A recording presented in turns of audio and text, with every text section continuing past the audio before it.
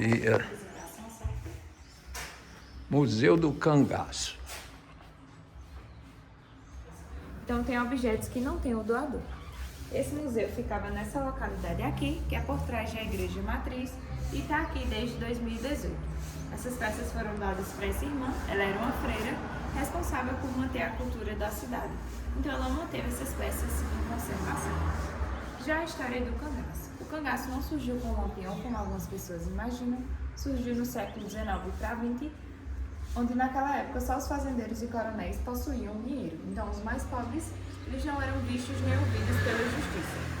E como uma forma de rebeldia, eles começaram a fazer justiça com as próprias mãos. Começaram a criar bandas, e quem participava desses bandos eram chamados de cangaceiros.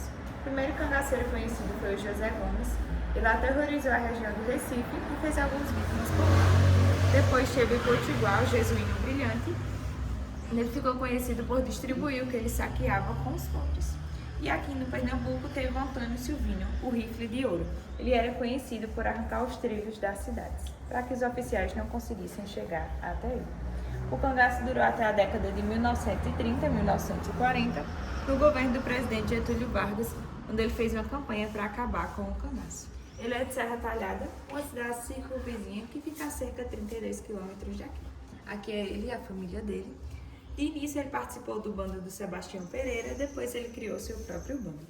Ele entrou no cangaço por uma questão de vingança. O pai dele foi assassinado em uma disputa de terra. Mas por que o apelido Lampião? Porque refere-se às lamparinas. Ele atirava muito bem o rifle do Papa Amarelo e ao fazer vários disparos, o cano acabava aquecendo e saía faíscas amarelas que lembram as lamparinas. Aqui tem objetos da época do cangaço, chapéus de couro, que também remetem aos vaqueiros, que aqui no sertão o clima é semiárido, então eles usavam para se proteger do sol.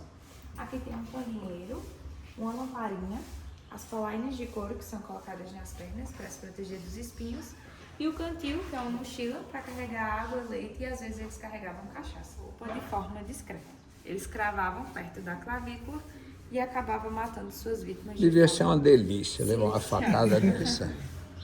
Aqui tem esse punhal em destaque, que é o de Corisco. Corisco, não, eu sei quem é Corisco. Ele era o melhor amigo de Lampião, conhecido como Diabo Louro, porque ele era loiro dos olhos azuis. Dizem que ele era o mais bonito do bando, mas também o mais perverso. Aqui a gente tem a roupa do Lampião. Ele criou seu estilo próprio de se vestir. O chapéu em formato de meia-lua, o lenço no pescoço e a cor da roupa era marrom, porque aqui na Caatinga, na época que a mata seca, então dava para ele se camuflar. A alpercata dele tinha a forma ao contrário, então quando ele pisava, as pegadas ficavam ao contrário e ele despistava a mão. Aqui tem Lampião e a moda do cangaço, comprovando que ele criou o seu estilo próprio, que na época eram os jornais, pode ver a escrita da época, o quanto era diferente. E aqui em destaque a gente tem a cabeça do Lampião disputada pela ciência.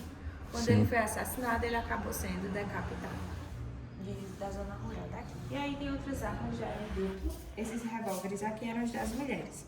Elas já participavam dos combates, mas elas aprenderam a atirar para se defender. Aqui tem uma arma de fuzil, a cartucheira com as Cartucheira. Chifre de boi era para beber água ou leite. Esse objeto colocava-se as pólvoras. Pólvora e chumbo. Isso. E aqui tem um cantil que amarrava-se na roupa. Isso. E ali o oratório com o Padre Cícero. Aqui tem músicas que fazem referência a Maria Bonita. Ela é de Paulo Afonso, Bahia.